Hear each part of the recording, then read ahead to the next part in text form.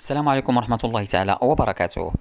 لا تفصل الدولي المغربي يوسف النصيري المهاجم النجم لنادي إشبيلية لكرة القدم سوى 6 أهداف لمعادلة رقم قياسي تاريخي في بطولة كرة القدم الإسبانية لا ليغا. وبعد تسجيله لهدف يوم الجمعة في المباراة التي جمعت فريقه بنادي سيلتا فيغو 2-2، أي السابع في الموسم ضمن المسابقة المحلية.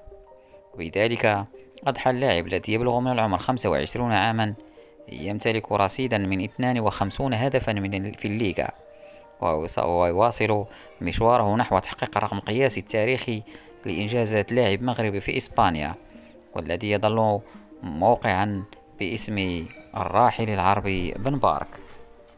وكان اللاعب السابق العربي بن بارك في صفوف نادي أتلتيكو مدريد وأسطورة كرة القدم المغربية والعالمية، قد تمكن من هز الشباك 58 مرة في الدوري الإسباني لا ليغا.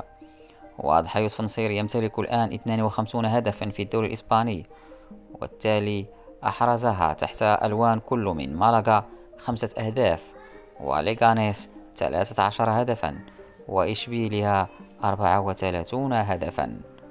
وتكتمل منصة التتويج لترتيب الهدافين المغاربة في الدوري الإسباني يوسف العربي، الذي توقف عند 43 هدفا خلال فترة احترافه في إسبانيا مع فريق غرناطة.